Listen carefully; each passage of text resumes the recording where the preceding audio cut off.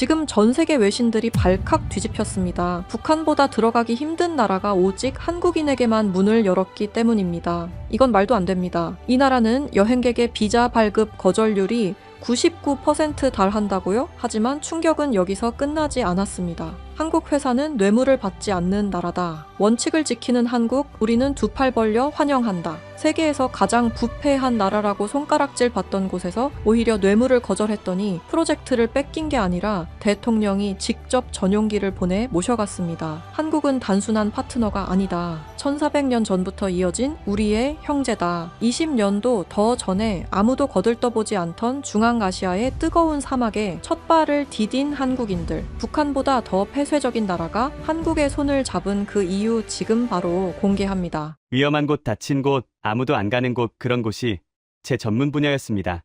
반갑습니다. 저는 네온 카터입니다. BBC 중앙아시아 수석 특파원으로 20년 넘게 일하고 있습니다. 제 여권은 너덜너덜합니다. 지옥이라 불리는 곳은 다 가봤다고 자부했습니다. 하지만 투르크메니스탄만큼 들어가기 어려운 나라는 제 기자 인생에서 처음이었습니다.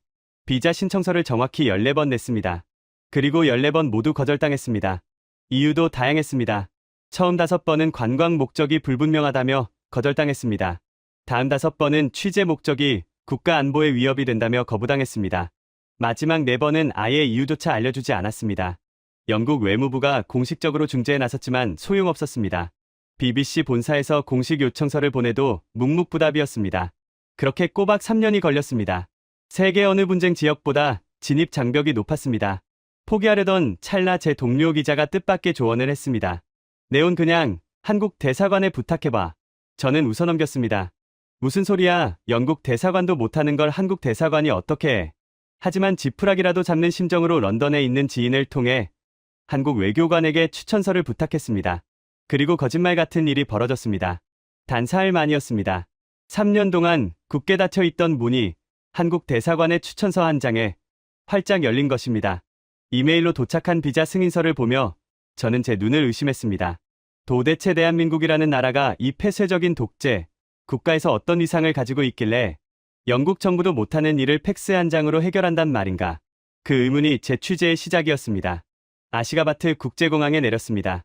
비행기에서 내리는 순간 숨이 턱 막히는 열기가 느껴졌습니다. 하지만 그보다 더 숨 막히는 건 공항의 풍경이었습니다. 바닥부터 천장까지 온통 흰색 대리석으로 뒤덮인 공항은 마치 거대한 병원 수술실처럼 차갑고 웅장했습니다. 사람 그림자도 거의 보이지 않는 텅 빈 입국장. 그 정막을 깨는 건 정면에 걸린 거대한 광고판들이었습니다. 저는 순간 제가 비행기를 잘못 타서 서울 인천공항에 되돌아온 줄 알았습니다. 가장 크고 잘 보이는 자리에 최신형 삼성 갤럭시 스마트폰 광고가 걸려 있었습니다. 그 옆에는 현대자동차의 신형 SUV가 사막을 질주하는 사진이 있었고 반대편에는 LG 올레드 텔레비전 광고가 번쩍이고 있었습니다. 영어, 러시아어, 그리고 투르크메너보다 한국어 카피가 더 눈에 띄게 배치되어 있었습니다. 입국 심사대로 향했습니다. 무표정한 제복을 입은 심사관이 제 여권을 낚아채듯 가져갔습니다. 그는 저를 위아래로 훑어보더니 딱딱한 목소리로 물었습니다. 꼬레아? 저는 당황해서 영어로 대답했습니다. 아니요, 영국입니다. 유나이티드 킹덤. 심사관의 표정이 미묘하게 일그러졌습니다. 그는 제 비자 서류를 한참이나 들여다보더니 다시 물었습니다. 한국 추천서? 네, 맞습니다. 한국 대사관 추천입니다. 그제야 심사관의 표정이 풀렸습니다. 그는 도장을 쾅 찍어주며 서툰 영어로 말했습니다. 한국 친구 환영합니다. 한국 사람 약속 지켜요. 좋은 사람입니다. 영국 여권을 가진 기자에게 한국 친구라는 이유로 입국을 허가하다니. 그게 제가 이 나라에서 마주한 첫 번째 미스터리였습니다. 공항 밖으로 나오자 섭씨 40도가 넘는 열풍이 불어왔습니다. 택시를 탔습니다. 50대 후반으로 보이는 운전기사였는데 라디오에서 익숙한 비트가 흘러나오고 있었습니다. 분명 어디선가 들어본 멜로디였습니다. 가사를 자세히 들어보니 한국어였습니다. BTS의 다이너마이트가 투르크메니스탄의 택시 안에서 울려 퍼지고 있었습니다. 운전기사는 가사는 모르는 눈치였지만 리듬에 맞춰 핸들을 두드리고 있었습니다. 제가 물었습니다. 이 노래 아십니까? 기사가 백미러로 저를 보며 엄지를 치켜 세웠습니다. 꼬레아 노래 최고예요. 우리 딸이 좋아해요. 삼성굿 현대굿 꼬레아 넘버원. 그는 신이 나서 한국 기업들의 이름을 주문처럼 외웠습니다. 마치 한국이라는 단어가 이 나라에서는 만능 열쇠라도 되는 것처럼 들렸습니다. 시내로 들어서는 순간 저는 말문이 막혔습니다. 제 눈앞에 펼쳐진 광경은 제가 지구상 그 어떤 도시에서도 본 적 없는 기괴하고도 아름다운 모습이었습니다. 모든 것이 흰색이었습니다. 도로를 달리는 자동차도 흰색 가로등도 흰색, 그리고 눈에 보이는 모든 건물이 흰색 대리석으로 지어져 있었습니다. 대통령궁 정부 청사 호텔 아파트 쇼핑몰까지 예외는 없었습니다. 나중에 알게 된 사실이지만 이 도시는 세계에서 가장 많은 흰색 대리석 건물이 밀집한 도시로 기네스북에 등재되어 있었습니다. 총 500만 개의 건물. 마치 거대한 웨딩케이크들을 사막 위에 옮겨 놓은 듯한 비현실적인 풍경이었습니다. 호텔에 도착하자 정부에서 배정한 가이드가 로비에 대기하고 있었습니다. 이 나라에서는 외국 기자가 단독으로 행동할 수 없습니다. 24시간 감시원이자 안내원인 가이드가 동행해야 합니다. 그의 이름은 메르겐이었습니다. 40대 초반의 날카로운 눈매를 가진 남성으로 영어를 유창하게 구사했습니다. 메르겐은 저를 보자마자 정중하지만 단호하게 말했습니다. 카터 기자님 환영합니다. 하지만 명심하십시오. 허가된 구역 외에는 촬영이 금지됩니다. 저는 고개를 끄덕이며 호텔 로비를 둘러봤습니다. 5성급 호텔답게 화려한 샹들리에와 금박 장식이 눈부셨습니다. 그런데 로비 한 구석에 붙어있는 작은 동판이 제 눈을 사로잡았습니다. 거기에는 영어와 한국어로 이렇게 적혀 있었습니다. 시공 현대건설 준공. 저는 메르겐에게 물었습니다. 이 호텔 한국 회사가 지은 겁니까? 메르겐이 무심하게 대답했습니다. 네, 그렇습니다. 여기 있는 5성급 호텔 8개 중 7개는 한국 회사가 지었습니다. 저는 귀를 의심했습니다. 7개요? 거의 독점 아닙니까? 메르겐은 어깨를 으쓱했습니다. 독점이 아닙니다. 선택입니다. 우리 대통령님의 유일한 선택이죠. 짐을 풀고 본격적으로 도시를 둘러보기 시작했습니다. 차를 타고 시내의 중심가를 지나는 동안 저는 창밖에서 눈을 뗄 수 없었습니다. 건물 하나하나가 예술 작품 같았습니다. 그리고 그 건물들의 입구에는 어김없이 그 낯익은 이름들이 새겨져 있었습니다. 대통령궁 앞을 지날 때였습니다. 황금빛 돔이 얹어진 웅장한 궁전 앞 안내판에 선명하게 적힌 글씨. 현대건설, 그 다음 국회의사당 건물, 대우건설, 올림픽 스타디움, 현대엔지니어링, 가스공사 본사, LG 상사. 저는 수첩을 꺼내들고 발을 정자를 그려가며 숫자를 세기 시작했습니다. 하나, 둘, 셋, 열, 스물, 서른. 끝이 없었습니다. 중국 기업 간판은 5개, 러시아 기업은 3개, 튀르키예 기업은 2개. 하지만 한국 기업의 이름은 셀 수가 없었습니다. 제가 확인한 것만 해도 시내 주요 랜드마크의 80%가 한국 기업의 작품이었습니다. 이것은 단순한 건설 수주가 아니었습니다. 이것은 점령이었습니다. 총 한 자루 쏘지 않고, 군인 한 명 보내지 않고. 한국은 이 폐쇄적인 왕국의 스카이라인을 완전히 장악하고 있었습니다. 저는 도저히 이해가 되지 않았습니다. 지정학적으로 보면 중국이 훨씬 가깝습니다. 역사적으로 보면 70년간 이 나라를 지배했던 러시아가 더 영향력이 큽니다. 문화적으로 보면 같은 튀르크계 언어를 쓰는 튀르키예가 형제국입니다. 그런데 왜 하필 한국입니까? 거리는 5,000km나 떨어져 있고 언어도 다르고 종교도 다른 그 작은 나라가 어떻게 이 거대한 대륙의 중심을 차지하게 된 걸까요? 메르겐에게 물었습니다. 메르겐 씨, 솔직히 말해봅시다. 중국이 더 싸게 지어주지 않습니까? 러시아가 더 정치적으로 가깝지 않나요? 왜 투르크메니스탄은 한국 기업에게만 나라 전체를 맡긴 겁니까? 메르겐의 표정이 미묘하게 변했습니다. 그는 주변을 살피더니 목소리를 낮췄습니다. 카터 씨, 중국은 쌉니다. 하지만 그들은 건물을 지으면서 족쇄를 채웁니다. 러시아는 우리를 아직도 식민지 취급하죠. 위에서 내려다봅니다. 튀르키예는 형제라고 하지만 너무 정치적입니다. 우리 내정에 간섭하려고 해요. 그럼 한국은요? 한국은 뭐가 다릅니까? 메르겐이 제 눈을 똑바로 쳐다보며 말했습니다. 한국 사람들은 바보 같습니다. 바보 같다고요? 네, 그들은 손해보는 짓을 합니다. 돈을 더 달라고 해도 모자랄 판에 자기들 돈을 써서 고쳐줍니다. 그리고 무엇보다 그들은 대통령의 돈을 거절했습니다. 대통령의 돈을 거절했다고요? 저는 그 말이 무슨 뜻인지 바로 이해하지 못했습니다. 세계에서 가장 강력한 권력자의 돈을 거절했다니 상식적으로 말이 되지 않았습니다. 죽고 싶지 않다면 말이죠. 메르겐이 의미심장한 미소를 지으며 덧붙였습니다.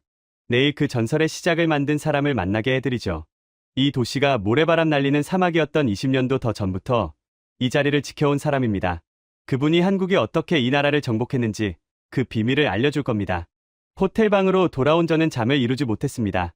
창밖으로 보이는 아시가바트의 야경은 비현실적으로 아름다웠습니다. 조명을 받아 하얗게 빛나는 수백 개의 건물들. 저 모든 것을 한국인이 지었다는 사실이 믿기지 않았습니다. 메르겐이 말한 바보 같은 한국인. 대통령의 돈을 거절한 사람. 그가 도대체 누구길래 이 나라의 역사를 바꾼 것일까요? 단순히 건물을 잘 지어서가 아니었습니다. 뭔가 더 깊고 은밀한 이야기가 숨겨져 있다는 직감이 들었습니다. 다음 날 아침 저는 그 비밀의 열쇠를 쥔 남자를 만나러 갔습니다.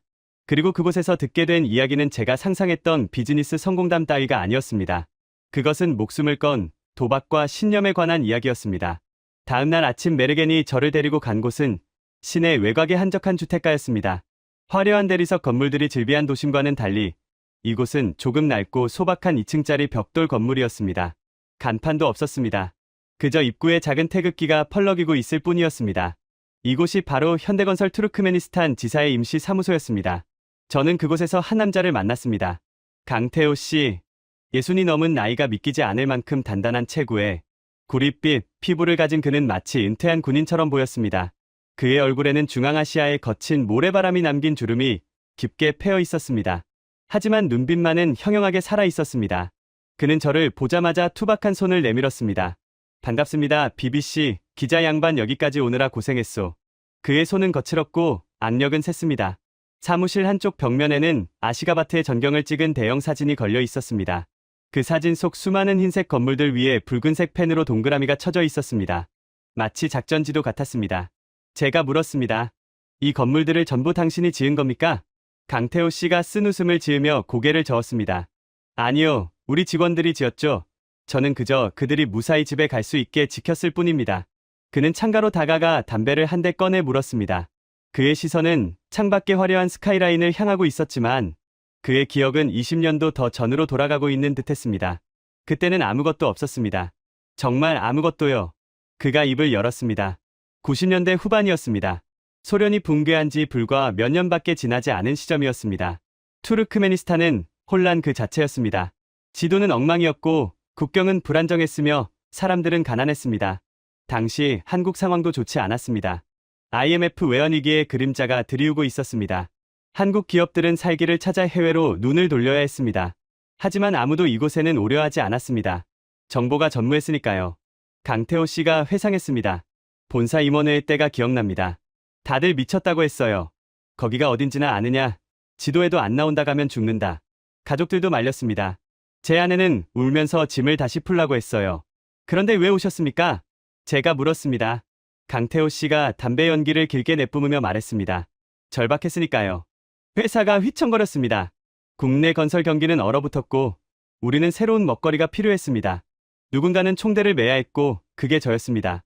당시 30 중반이었습니다. 젊었죠. 겁이 없었던 건지 무식했던 건지. 그는 씁쓸하게 웃었습니다. 90년대 후반 8월이었습니다. 그가 처음 아시가바트 공항에 내렸을 때 마주한 풍경은 지금과는 딴판이었습니다. 공항은 허름한 창고 같았고 활주로에는 잡초가 무성했습니다. 비행기 문이 열리자마자 숨을 쉴 수 없는 열기가 덮쳐왔습니다. 그리고 모래 맛이 났습니다. 입안에서 서걱거리는 모래. 그게 이 나라의 첫인상이었습니다. 도심으로 가는 길은 비포장도로였습니다. 소련 시절 지어진 회색 콘크리트 아파트들은 페인트가 벗겨져 흉물스러웠고 거리는 황량했습니다. 그는 생각했다고 합니다. 여기가 지옥인가? 우리가 여기서 뭘 할 수 있을까? 첫 번째 프로젝트는 작은 아파트 단지를 짓는 것이었습니다. 하지만 시작부터 난관이었습니다. 언어가 통하지 않았습니다. 현지 노동자들은 투르크메너와 러시아어만 썼고 한국 직원들은 영어를 조금 할 뿐이었습니다. 통역을 구하기도 힘들었습니다. 강태호 씨가 말했습니다. 우린 그림을 그렸습니다. 모래바닥에 나뭇가지로 그림을 그려서 작업 지시를 했어요. 벽돌을 쌓아라, 시멘트를 섞어라. 손짓발짓을 다 해가며 하루를 보냈습니다. 밤이 되면 더 문제였습니다. 전기가 끊기기 일쑤였고 물도 자주 안 나왔습니다. 숙소라고 해봐야 컨테이너 박스였습니다. 밤이면 기온이 뚝 떨어져서 오리털 파카를 입고 자야 했습니다. 식량도 부족했습니다. 현지 음식은 입에 맞지 않았고 가져온 라면과 통조림으로 버텼습니다. 직원들이 하나둘 지쳐가기 시작했습니다. 향수병에 걸린 직원들이 밤마다 울었습니다. 돌아가고 싶다고 했습니다. 이런 곳에서는 못 살겠다고요. 강태호 씨는 그때가 가장 힘들었다고 했습니다. 저도 도망치고 싶었습니다. 매일 밤 서울에 있는 아내와 아이들이 생각났어요. 하지만 돌아갈 곳이 없었습니다. 한국 뉴스에서는 매일 부도 소식이 들려왔습니다. 여기서 실패하면 우리 모두 실업자가 된다는 공포가 우리를 버티게 했습니다. 그들은 이를 악물었습니다. 새벽 4시에 일어나 밤 10시까지 일했습니다. 현지인들이 놀랄 정도였습니다. 러시아나 튀르키예 회사들은 더우면 쉬고 비 오면 쉬는데 한국 사람들은 날씨와 상관없이 일했으니까요. 콘크리트 칠 때가 기억납니다. 여름에는 기온이 50도까지 올라갑니다. 낮에 콘크리트를 부으면 금방 말라서 갈라져 버려요. 그래서 밤에 작업해야 했습니다. 조명도 없어서 자동차 헤드라이트를 켜놓고 밤새 콘크리트를 쳤습니다. 현지 감독관이 미친 짓이라고 했습니다. 하지만 우리는 해냈습니다. 콘크리트가 굳었을 때 갈라짐 하나 없이 매끈한 표면이 나왔을 때 그 희열은 말로 다 못합니다. 그렇게 6개월이 지났을 때였습니다. 작은 기적이 일어났습니다. 아파트가 완공된 것입니다. 예정보다 2달이나 빠른 완공이었습니다. 품질은 완벽했습니다. 현지 공무원들이 와서 보고 믿지 못했습니다. 보통은 1년이 걸려도 못 끝낼 일을 반년 만에 끝냈으니까요. 그때부터 소문이 나기 시작했습니다. 한국 사람들은 마법사다. 밤에 잠도 안 자고 건물을 짓는다. 하지만 그건 시작에 불과했습니다. 진짜 시련은 모래폭풍이나 더위가 아니었습니다. 사람이었습니다. 강태호 씨의 표정이 굳어졌습니다. 그가 담배를 비벼 끄며 말했습니다. 자연과는 싸울 수 있습니다. 버티면 되니까요. 하지만 탐욕과는 싸우기가 정말 힘들더군요. 아파트 공사가 성공적으로 끝나자 더 큰 기회가 찾아왔습니다. 올림픽 스타디움 기초 공사였습니다. 규모가 달랐습니다. 수백억짜리 프로젝트였습니다. 우리는 들떴습니다. 이것만 따내면 회사를 살릴 수 있다고 생각했죠. 그런데 어느 날 밤 낯선 손님이 찾아왔습니다. 정부 고위 관리였습니다. 양복을 빼입은 그는 통역을 대동하고 사무실로 들어왔습니다. 그는 거드름을 피우며 사무실을 둘러보더니 대뜸 서류 봉투 하나를 던졌습니다. 강태호 씨가 그 봉투를 열어봤을 때 그 안에는 아무것도 없었습니다. 빈 봉투였습니다. 관리가 웃으며 말했습니다. 이 봉투를 채워주면 스타디움 공사는 당신들 것입니다. 얼마나 채워야 합니까? 강태호 씨가 물었습니다. 관리가 손가락 하나를 펴보였습니다. 10%. 공사비의 10%를 현찰로 달라는 요구였습니다. 당시 돈으로 수십억 원이었습니다. 거절하면 어떻게 됩니까? 관리가 차갑게 대답했습니다. 그럼 당신들은 이 나라에서 벽돌 한 장도 못 쌓을 겁니다. 내일 당장 자재 통관이 막힐 것이고 비자 연장도 안 될 겁니다. 선택하십시오. 짐을 쌀지 봉투를 채울지. 강태호 씨는 그날 밤 인생에서 가장 긴 고민을 했다고 합니다. 본사에 보고할 수도 없었습니다. 시간이 없었으니까요. 현장 소장과 둘이서 밤새 소주를 마시며 토론했습니다. 눈 딱 감고 줄까? 다른 나라 회사들은 다 준다는데 우리만 깨끗한 척하다가 망하면 무슨 소용이야? 하지만 강태호 씨의 마음속 어딘가에서 거부감이 치밀어 올랐습니다. 그건 자존심이었습니다. 우리가 기술이 없어서 돈을 주나? 우리가 실력이 모자라서 뒷돈을 줘야 해.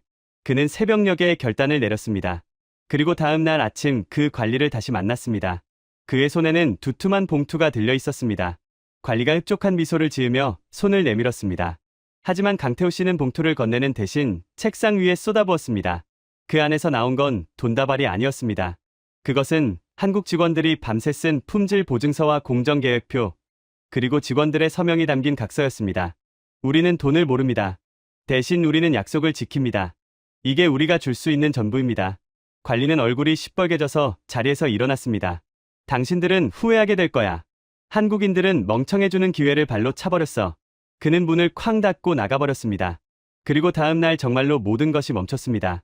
항구에 도착한 시멘트는 통관이 거부되었고 현장에는 전기 공급이 끊겼습니다. 노동청 직원들이 들이닥쳐 비자 검사를 한다며 직원들을 괴롭혔습니다. 완벽한 고립이었습니다. 사막 한가운데서 우리는 말라 죽어가고 있었습니다. 하지만 강태호 씨는 몰랐습니다. 그 거절이 어떤 나비 효과를 불러올지를요. 그의 무모한 도박이 이 나라의 절대 권력자 귀에 들어가는 데는 그리 오랜 시간이 걸리지 않았습니다. 그날 이후 현장은 죽은 듯 조용해졌습니다.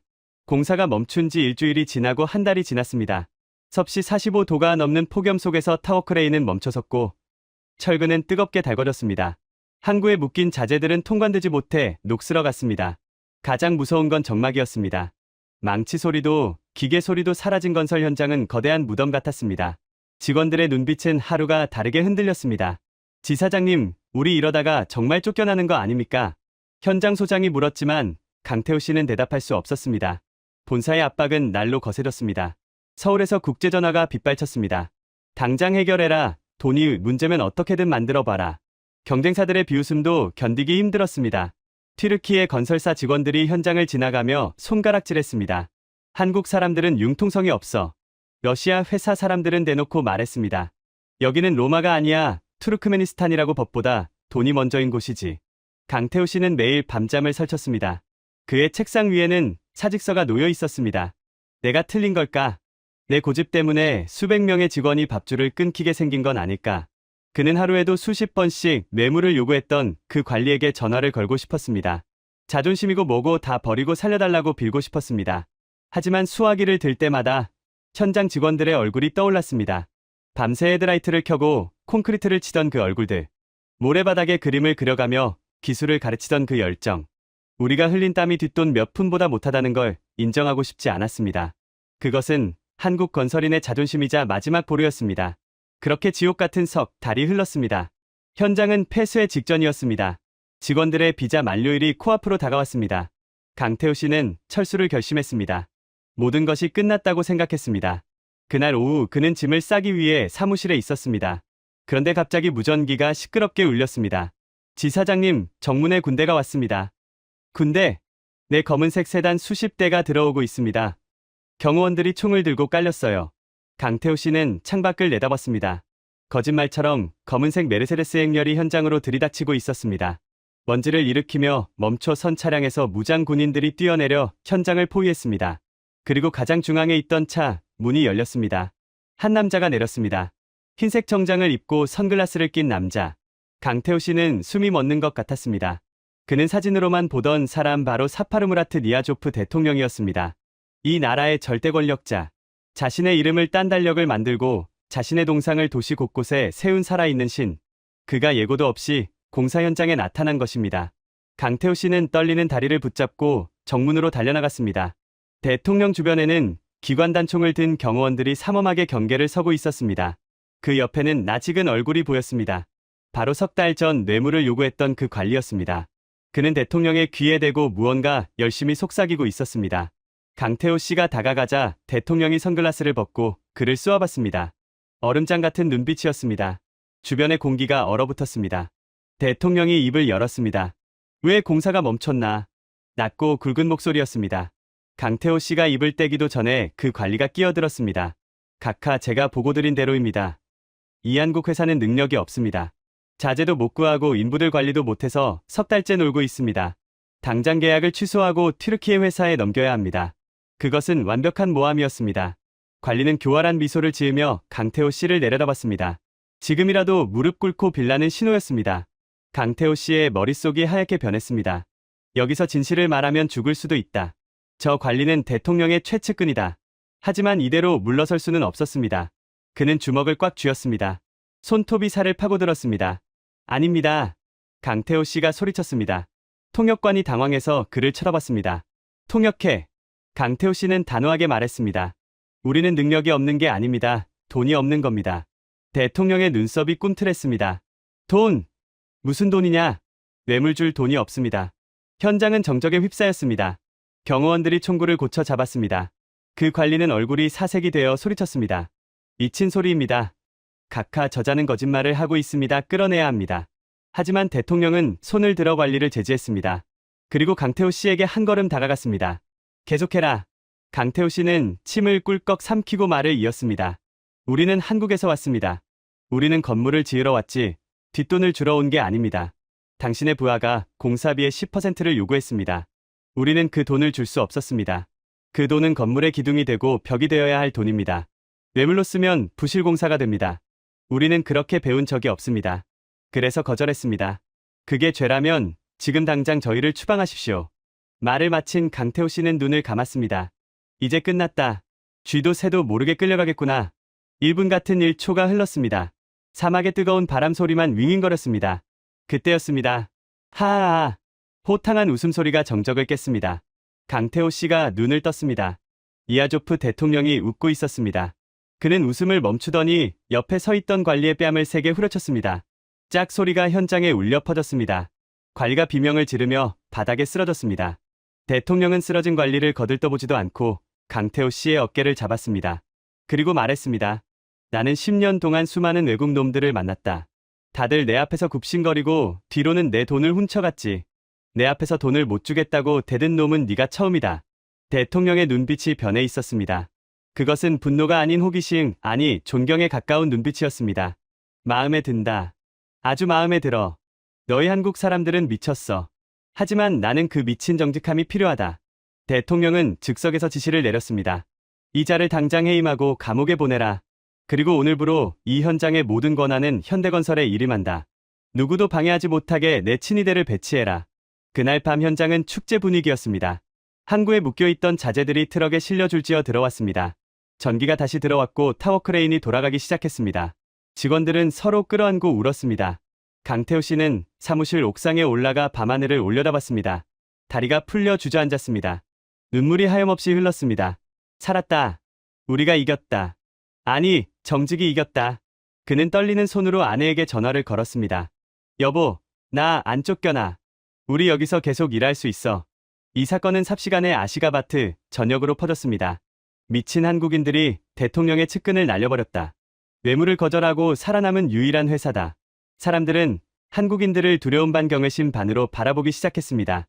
하지만 강태호 씨는 몰랐습니다. 이것은 그저 예고편에 불과했다는 것을요. 대통령의 시험은 끝난 게 아니었습니다. 오히려 이제 막 시작된 것이었습니다. 몇 달 뒤 대통령궁에서 호출이 왔습니다. 이번에는 비공식 만찬이 아니었습니다. 국가 운명을 건 거대한 제안이 그를 기다리고 있었습니다. 강태호 씨가 대통령 집무실에 들어섰을 때 대통령은 거대한 설계도면을 탁자 위에 펼쳐놓고 있었습니다. 그리고 그를 보며 씩 웃었습니다. 미스터 강, 자네 뇌물 안 준다고 했지? 그럼 이건 어떤가? 이번에는 돈 대신 내 신뢰를 주지. 대통령이 가리킨 도면에는 투르크메니스탄의 상징이자 국가의 심장이 될 건물이 그려져 있었습니다. 그것은 단순한 건물이 아니었습니다.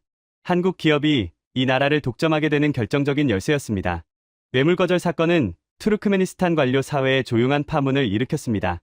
미친 한국인들이 대통령의 측근을 날려버렸다. 그들은 돈을 안 받는다. 아니, 못 받는다. 이 소문은 양날의 검이었습니다. 어떤 관리들은 한국 기업을 기피했습니다. 뒷돈을 챙길 수 없었으니까요. 하지만 대통령 사파르무라트 니아조프의 생각은 달랐습니다. 그는 편집증에 가까울 정도로 의심이 많은 독재자였습니다. 자신의 동상을 금으로 만들어 세우면서도 정작 측근들은 믿지 않았습니다. 그의 주변에는 항상 아부하는 간신배들과 국고를 빼돌리려는 도둑들뿐이었습니다. 그런 그에게 강태호라는 존재는 충격이었습니다. 돈을 거절하는 바보. 아니, 돈보다 원칙을 무서워하는 사람. 니아조프는 그 바보를 시험해보기로 했습니다. 그 무대는 바로 국가의 얼굴인 국회의사당 신축 프로젝트였습니다. 2000년대 초반 입찰 공고가 떴습니다. 규모는 당시 돈으로 8천만 달러. 한화로 환산하면 수천억 원에 달하는 초대형 프로젝트였습니다. 단순히 건물을 짓는 게 아니었습니다. 이 나라의 권위를 세우는 일이었습니다. 입찰장에는 세계 유수의 건설사들이 모여들었습니다. 프랑스의 대형 건설사는 화려한 조감도와 함께 파리 샹젤리제 거리에 있는 고급 빌라 열쇠를 준비했습니다. 대통령의 딸에게 주는 선물이라고 했습니다. 러시아 국영기업은 가스관 사업권을 무기로 압박했습니다. 그들은 정치적 영향력을 과시하며 거드름을 피웠습니다. 형제의 나라라 자부하던 튀르키예 건설사는 금으로 만든 시계와 두툼한 달러 봉투를 테이블 밑으로 돌렸습니다. 그들 사이에서 한국의 현대건설은 초라해 보였습니다. 규모도 작았고 정치적 배경도 없었습니다. 무엇보다 입찰 가격이 가장 비쌌습니다. 프랑스보다 20%, 튀르키예보다 30%나 높은 가격을 써냈습니다. 뇌물을 안 주는 대신 자재비를 아끼지 않았기 때문입니다. 입찰 당일 대통령궁의 분위기는 살벌했습니다. 대통령이 직접 주재하는 회의였습니다. 각국 대표들이 차례로 프레젠테이션을 마쳤습니다. 그들은 하나같이 대통령을 찬양하며 충성서약을 했습니다. 그리고 은밀한 눈빛을 교환했습니다. 마지막 순서는 강태호 씨였습니다. 그는 단상에 올라 투박한 도면 한 장을 펼쳤습니다. 화려한 3D 영상도 없었습니다. 통역을 대동한 그가 입을 열었습니다. 우리는 비쌉니다. 장내가 술렁거렸습니다. 입찰 경쟁에서 스스로 비싸다고 말하는 바보는 처음이었으니까요. 강태호 씨는 아랑곳하지 않고 말을 이었습니다. 왜냐하면 우리는 가장 좋은 철근을 쓰기 때문입니다. 우리는 느립니다. 콘크리트가 완전히 굳을 때까지 기다리기 때문입니다. 우리는 융통성이 없습니다. 설계도면에 그려진 나사 하나까지 그대로 받기 때문입니다. 하지만 우리는 약속을 지킵니다. 100년이 지나도 무너지지 않는 건물을 짓겠습니다. 그게 제가 가깝게 드릴 수 있는 유일한 뇌물입니다. 정적이 흘렀습니다. 프랑스 대표가 비웃음을 흘렸습니다. 러시아 대표는 팔짱을 끼고 혀를 찼습니다. 다들 한국이 탈락할 것이라 확신했습니다. 대통령이 천천히 입을 열었습니다. 미스터 강, 다른 회사들은 나에게 파리의 별장과 스위스 은행 계좌를 약속했다.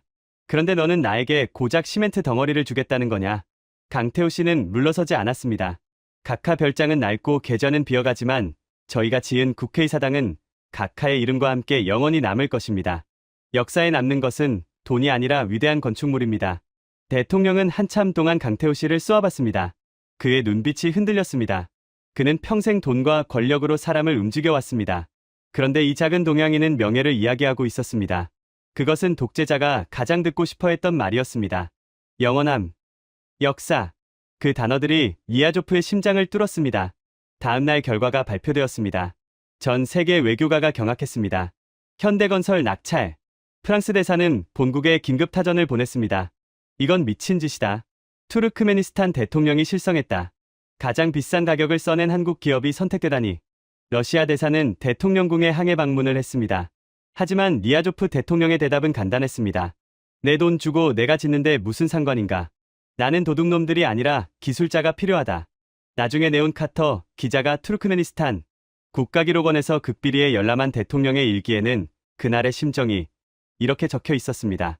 내 주변은 온통 하이에나들 뿐이다. 다들 내 살점을 뜯어먹으려 한다.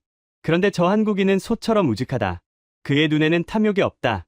그는 나를 두려워하지 않고 자신의 원칙을 두려워한다. 나는 내 왕국을 지킬 파수꾼으로 저 우직한 소를 선택했다.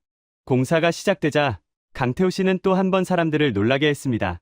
그는 현장 옆에 컨테이너 숙소를 짓고 거기서 먹고 잤습니다. 지사장이 현장에서 인부들과 똑같이 밥을 먹고 안전모를 쓰고 돌아다니는 모습은 현지인들에게 충격이었습니다. 보통 외국계 건설사 임원들은 시내 최고급 호텔에 머물며 기사를 둔 리무진을 타고 다녔으니까요. 강태호 씨는 매일 새벽 직접 자재를 검수했습니다. 대리석에 작은 흠집이라도 있으면 그 자리에서 깨버렸습니다. 이건 쓰레기다, 다시 가져와. 현지 납품 업자들이 울상을 지었지만 소용없었습니다. 한국 기준에 맞지 않으면 국물도 없었습니다. 가장 큰 위기는 돔 공사 때 찾아왔습니다. 국회의사당 지붕에 씌울 거대한 황금돔을 올리는 작업이었습니다. 설계상 오차 범위는 5mm였습니다. 하지만 현지 기술자들의 실력으로는 도저히 맞출 수 없었습니다. 3번이나 실패했습니다. 공기가 늦어지고 있었습니다. 대통령이 불호령을 내렸습니다. 독립기념일에 맞춰 완공하지 못하면 전원 처형하겠다. 농담이 아니었습니다. 현장은 공포에 휩싸였습니다. 강태호 씨는 결단을 내렸습니다. 그는 한국 본사에 긴급 요청을 보내 한국 최고의 용접공 10명을 비행기로 공수해 왔습니다. 그리고 지상 100m 높이의 비계 위에서 밤샘 작업을 지휘했습니다. 강풍이 불어 닥쳤습니다. 모래폭풍이 시야를 가렸습니다. 하지만 그들은 멈추지 않았습니다. 한국인 특유의 깡이 발동했습니다. 안 되면 되게 하라. 그들은 몸에 밧줄을 묶고 허공에 매달려 돔을 조립했습니다. 마지막 나사 하나를 조일 때까지 그들은 내려오지 않았습니다. 마침내 독립기념일 일주일 전 거대한 황금 돔이 햇빛을 받아 찬란하게 빛났습니다. 오차는 0mm. 완벽했습니다.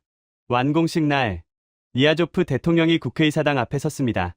새하얀 대리석 기둥과 황금 돔이 푸른 하늘을 찌를 듯 솟아 있었습니다. 그 웅장함에 압도된 대통령은 한동안 말을 잇지 못했습니다. 그는 천천히 걸어가 기둥을 쓰다듬었습니다. 차가운 대리석의 감촉, 이음새 하나 없이 매끄러운 마감. 그는 뒤돌아 강태호 씨를 찾았습니다. 강태호 씨는 구석에 서 있었습니다. 먼지 묻은 작업복 대신 양복을 입었지만 그의 손은 여전히 거칠었습니다. 대통령이 그에게 다가갔습니다. 수천 명의 관중이 숨을 죽였습니다. 대통령이 강태호 씨의 손을 잡았습니다. 그리고 마이크를 잡고 선언했습니다.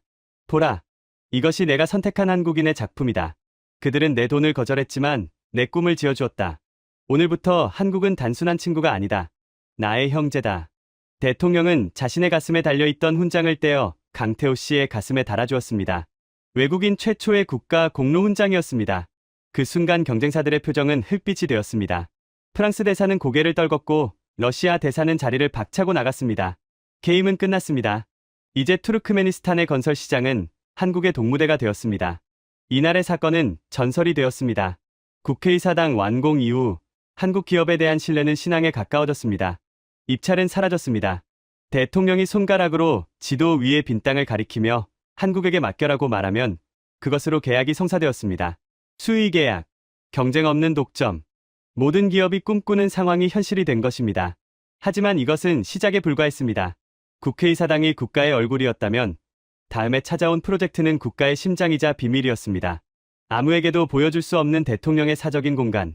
그 은밀한 요새를 짓는 임무가 또다시 한국에게 떨어졌습니다. 그리고 이 과정에서 한국 기업은 단순히 건물을 짓는 것을 넘어 이 나라의 시스템 전체를 장악하게 됩니다.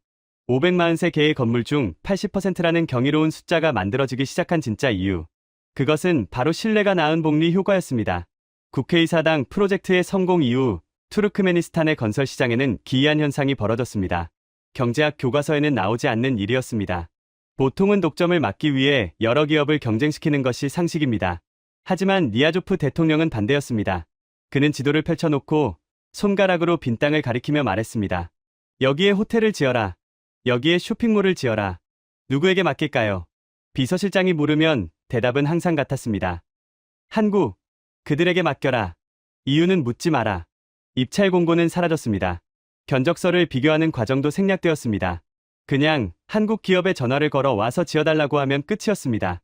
이것은 비즈니스가 아니었습니다. 특혜를 넘어선 일종의 신앙이었습니다. 2000년대 중반부터 2010년대 중반 사이, 아시가바트는 거대한 공사판이었습니다. 오일머니가 쏟아져 들어오면서 도시는 급격하게 팽창했습니다. 대통령궁 옆에 정부종합청사가 들어섰고 그 옆에 국방부 건물이 올라갔습니다. 시내 중심가에는 5성급 호텔들이 줄지어 건설되었습니다. 그 모든 현장의 가림막에는 현대건설, 삼성물산, 대우건설, GS건설의 로고가 붙어 있었습니다. 경쟁국들은 배가 아파 죽을 지경이었습니다. 중국 기업들은 가격을 절반으로 깎아주겠다고 제안했습니다. 튀르키예 기업들은 이슬람 형제를 호소하며 로비를 시도했습니다. 하지만 소용없었습니다. 왜냐하면 그들은 신뢰라는 자산을 쌓는 법을 몰랐기 때문입니다. 네온 카터가 입수한 투르크메니스탄 건설부 내부 보고서에는 경쟁국들이 탈락한 이유가 적나라하게 기록되어 있었습니다. 중국 기업이 지은 도로는 완공 6개월 만에 갈라졌습니다. 아스팔트 두께를 속인 것입니다. 러시아 기업이 지은 아파트는 단열이 되지 않아 겨울에 벽이 얼어붙었습니다. 자재비를 빼돌린 탓이었습니다. 튀르키예 기업은 공사 기간을 맞추지 못해 대통령의 진노를 샀습니다. 그들은 문제가 생기면 변명하기 바빴습니다. 날씨 탓이다, 자재 탓이다, 정부 탓이다. 책임을 회피하는 모습에 투르크메니스탄 정부는 질려버렸습니다. 반면 한국 기업은 달랐습니다. 그들은 변명하지 않았습니다. 문제가 생기면 해결했습니다. 그리고 그 해결 방식이 너무나 충격적이어서 전설이 된 사건이 하나 있습니다. 2000년대 후반 아시가바트의 고급 주거 단지에서 발생한 일입니다. 한국 기업이 지은 장관급 관료들이 사는 아파트였습니다. 어느 날 밤 지하 주차장이 물바다가 되었습니다. 배관이 터진 것입니다. 입주민들은 난리가 났습니다. 명품 차들이 물에 잠길 뻔했고 엘리베이터가 멈췄습니다. 원인은 시공 불량이 아니라 관리 부실이었습니다. 현지 관리인이 배관 밸브를 잘못 조작해 수압이 급격히 올라가면서 파이프가 터진 것입니다. 법적으로 한국 기업의 책임은 없었습니다. 하자 보수 기간도 끝난 상태였습니다. 보통의 건설사라면 이렇게 말했을 겁니다. 우리 잘못이 아닙니다. 수리비를 주시면 고쳐드리죠. 하지만 현지 소장이었던 김 상무의 판단은 달랐습니다. 그는 새벽 2시에 보고를 받자마자 작업복을 입고 현장으로 달려갔습니다. 그리고 직원들을 전부 깨웠습니다. 양수기를 돌려라, 물부터 퍼내라. 직원들이 불만을 터뜨렸습니다. 상무님, 우리 잘못도 아닌데 왜 우리가 해야 합니까? 돈도 못 받는데요. 김 상무가 소리쳤습니다. 돈이 문제가 아니다. 여기에 우리 이름이 박혀 있다. 현대건설이 지은 건물에서 물이 샜다는 소문이 나면 그게 더 큰 손해다. 당장 고쳐. 그들은 밤새 물을 퍼냈습니다. 그리고 터진 배관만 고친 게 아니었습니다. 단지 전체의 배관 시스템을 전부 점검하고 낡은 부품들을 새 것으로 교체해 주었습니다. 비용은 전부 한국 기업이 부담했습니다. 수억 원이 깨지는 공사였습니다. 다음 날 아침 주민들은 눈을 의심했습니다. 지하 주차장은 말끔하게 청소되어 있었고 배관은 새 것처럼 번쩍였습니다. 심지어 관리인에게 배관 조작법을 친절하게 교육까지 시켜주고 떠났습니다. 이 소식은 삽시간에 퍼졌습니다. 한국 사람들은 미쳤다. 자기들 잘못도 아닌데 공짜로 다 고쳐줬다. 도망가지 않는다. 끝까지 책임진다. 이 사건은 결정타였습니다. 투르크메니스탄 사람들에게 한국 기업은 단순히 건물을 짓는 회사가 아니었습니다. 문제가 생기면 언제든 달려와 해결해주는 든든한 형님이었습니다. 이때부터 한국산이라는 말은 프리패스가 되었습니다. 한국 사람이 지었다고 하면 검사도 하지 않고 통과시켰습니다. 품질 보증서가 필요 없었습니다. 한국이라는 이름 자체가 보증서였으니까요. 이것이 바로 신뢰의 복리 효과였습니다. 처음에는 손해보는 것 같았습니다. 뇌물을 안 주고 비싼 자재를 쓰고 무상 수리를 해주는 것이 바보 같은 짓처럼 보였습니다. 하지만 그 바보 같은 행동들이 쌓이고 쌓여 거대한 이자가 되어 돌아왔습니다. 2010년대 초반 투르크메니스탄 정부는 아시가바트 신공항 건설 프로젝트를 발표했습니다. 20억 달러, 한화로 2조 원이 넘는 단군 이래 최대 규모의 프로젝트였습니다. 세계적인 공항 건설 전문 기업들이 군침을 흘렸습니다. 하지만 결과는 싱거웠습니다. 대통령은 입찰도 하지 않고 한국 기업을 지명했습니다. 너희가 해라. 이유는 단 하나였습니다. 믿을 수 있으니까. 너희는 도망가지 않으니까. 그렇게 지어진 아시가바트 국제공항은 기네스북에 올랐습니다.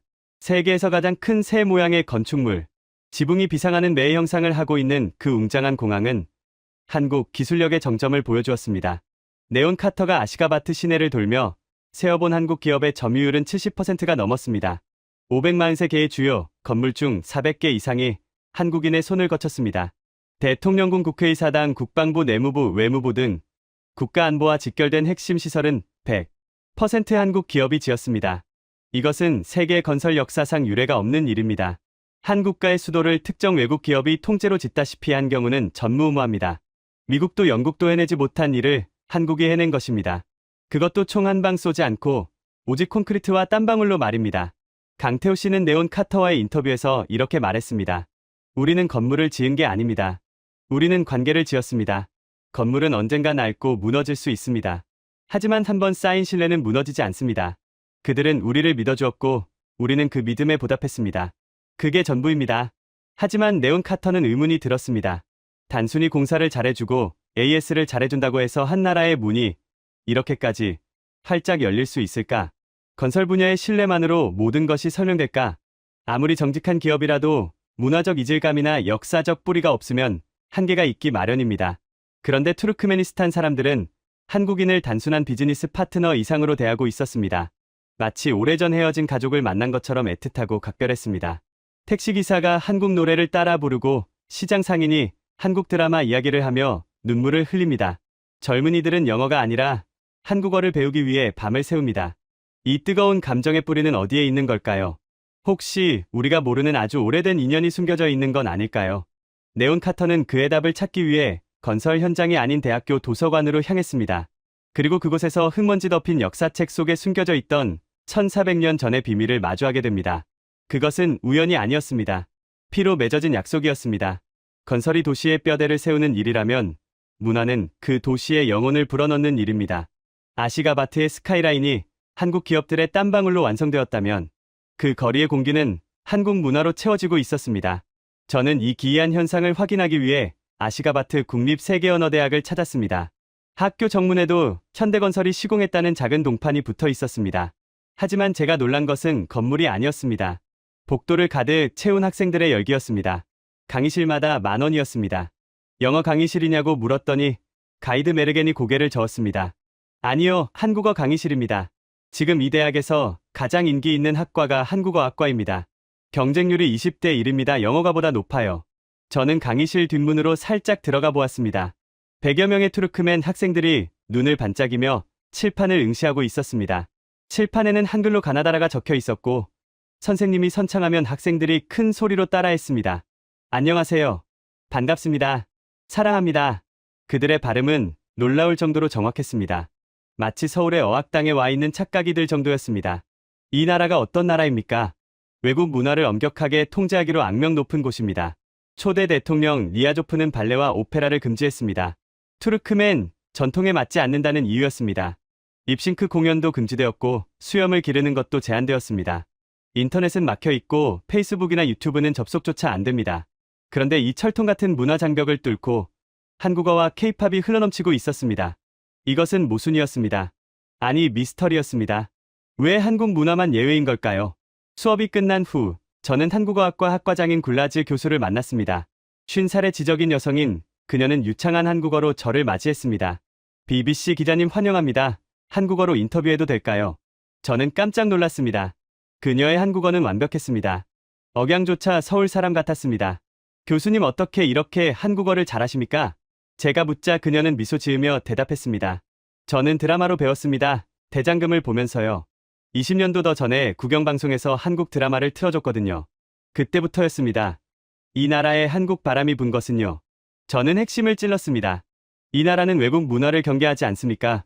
서구 문화는 물론이고 인접국인 러시아나 튀르키예 문화도 제한하는데 왜 한국 문화는 장려하는 겁니까? 굴라즈 교수는 잠시 생각하더니 서재에서 두꺼운 역사책을 꺼내왔습니다.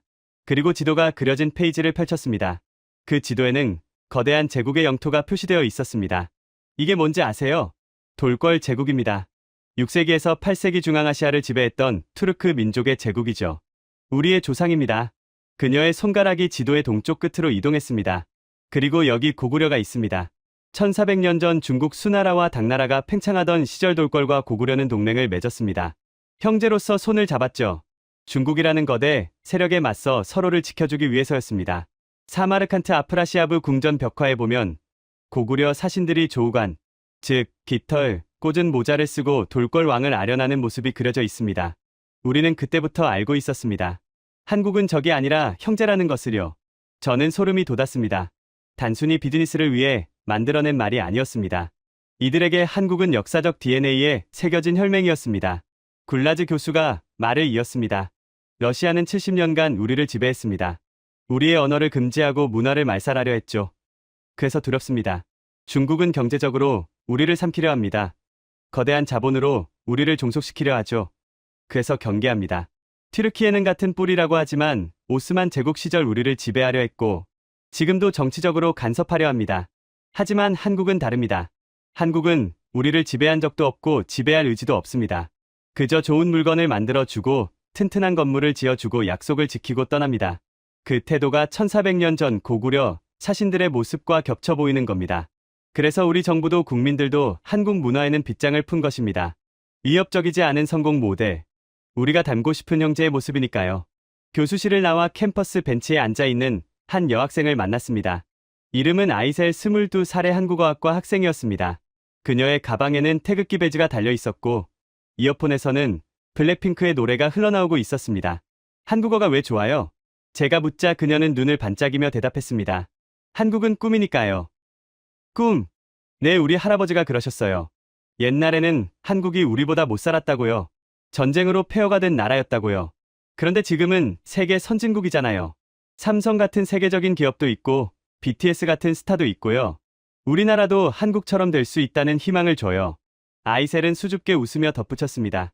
그리고 한국 사람들은 정직해요. 제 사촌 오빠가 현대 엔지니어링 현장에서 일하거든요. 오빠가 그랬어요. 한국 매니저님들은 월급을 하루도 미루지 않는다고요. 야근하면 수당도 꼬박꼬박 챙겨주고요. 우리나라 회사들은 안 그러거든요. 그래서 저도 졸업하면 꼭 한국 회사에 취직하고 싶어요. 그게 제 꿈이에요. 아이셀의 말을 들으며 저는 깨달았습니다. 강태호 씨가 20년도 더 전에 뇌물을 거절했던 그 작은 날갯짓이 거대한 태풍이 되어 이 나라의 젊은이들을 흔들고 있다는 것을요. 건설 현장에서 시작된 신뢰가 TV 드라마를 타고 안방으로 들어갔고 이제는 대학교 강의실에서 미래의 꿈으로 자라나고 있었습니다. 이것은 돈으로 살 수 없는 영향력입니다. 소프트 파워라는 단어로는 부족했습니다. 이것은 일종의 문명적 연대였습니다. 1400년 전 대륙의 양 끝에서 서로를 의지했던 고구려와 돌궐의 후예들이 21세기 아시가바트라는 무대에서 다시 만나 새로운 역사를 쓰고 있는 것입니다. 그날 저녁 저는 호텔 로비에서 우연히 한국인 기술자들을 마주쳤습니다. 작업복을 입은 그들은 지친 기색이 역력했지만 표정은 밝았습니다. 현지 직원들과 어깨동무를 하고 서툰 투르크메너와 한국어를 섞어가며 농담을 주고받고 있었습니다. 형님 오늘 삼겹살 콜. 현지 직원이 한국말로 외치자 한국 기술자가 엄지를 치켜 세웠습니다. 콜 오늘 내가 쏜다 가자. 그 모습은 고용주와 피고용인의 관계가 아니었습니다. 오랜 친구 같았습니다. 그들을 보며 굴라즈 교수의 말이 다시 떠올랐습니다. 먼 형제가 돌아온 것입니다. 역사적으로 보면 이건 귀환입니다. 아무도 오지 않던 사막에 한국인들이 돌아왔고 그들은 옛날처럼 신의를 지켰습니다. 그래서 투르크메니스탄은 마음을 연 것입니다. 하지만 이 감동적인 재회 뒤에는 더 거대하고 실질적인 프로젝트가 숨쉬고 있었습니다. 문화와 역사가 감성적인 연결고리라면 이제 한국은 이 나라의 생명줄을 주는 단계로 나아가고 있었습니다. 바로 에너지입니다. 투르크메니스탄은 세계 4위의 천연가스 보유국입니다. 땅만 파면 돈이 쏟아져 나오는 나라입니다. 하지만 그 가스는 팔 곳이 없었습니다. 중국과 러시아가 가스관을 움켜쥐고 있었기 때문입니다. 갇혀버린 자원, 수출길이 막힌 보물. 이 딜레마를 해결하기 위해 한국이 다시 한번 구원투수로 등판했습니다. 이번에는 건물을 짓는 게 아니었습니다. 바다를 건너고 대륙을 잇는 거대한 에너지, 고속도로를 뚫는 일이었습니다. 강태호 씨가 은퇴를 미루고 사막에 남아있는 진짜 이유. 그리고 투르크메니스탄 대통령이 한국 대통령을 국빈으로 초청해 융숭하게 대접한 진짜 이유. 그 거대한 야망의 실체가 서서히 드러나고 있었습니다. 다음 날 저는 아시가바트를 떠나 서쪽 카스피의 연안으로 향했습니다. 그곳에서 저는 한국이 준비하고 있는 또 하나의 기적을 목격하게 됩니다. 다음 날 저는 아시가바트의 화려한 흰색 도시를 뒤로하고 서쪽으로 향했습니다. 차로 6시간을 달려 도착한 곳은 투르크멘바시, 카스피의 연안에 위치한 항구 도시입니다.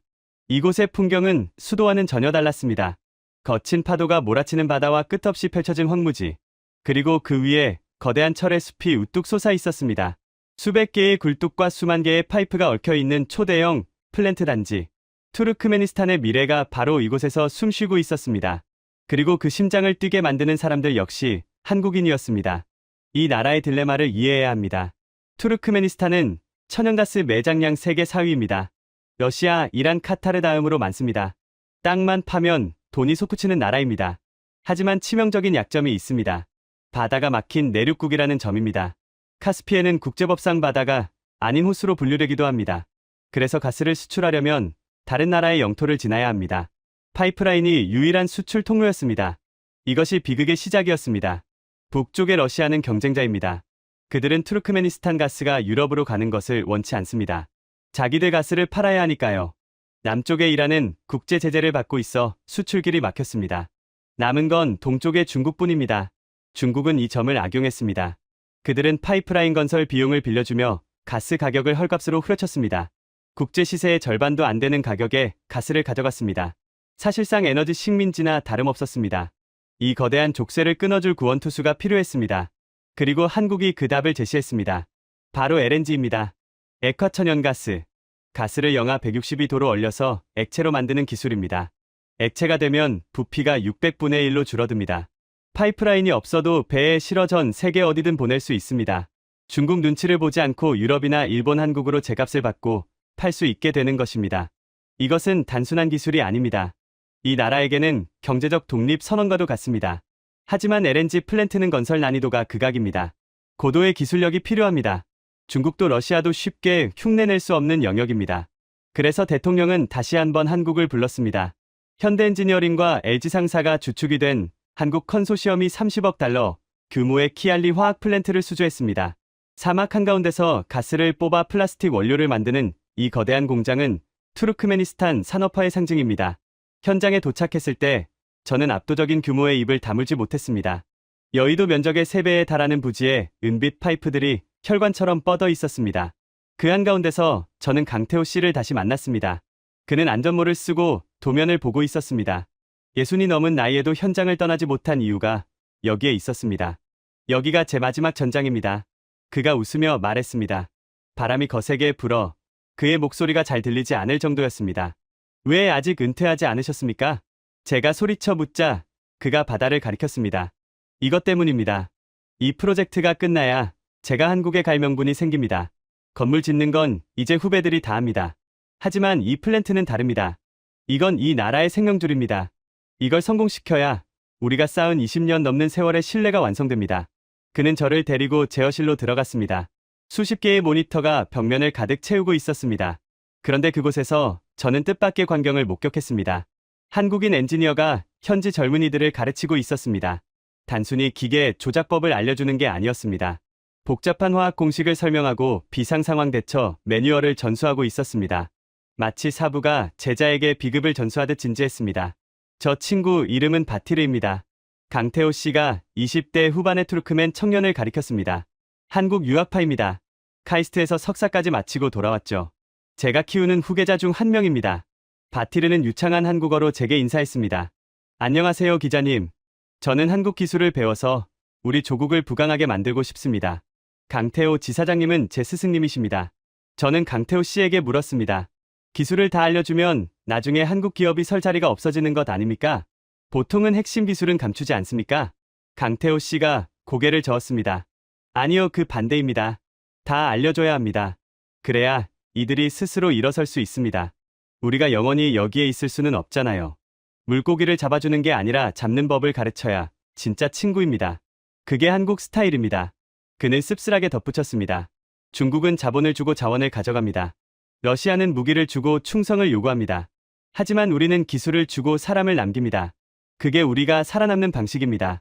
바티르가 이 공장을 혼자 돌릴 수 있게 되는 날이 바로 제가 은퇴하는 날입니다.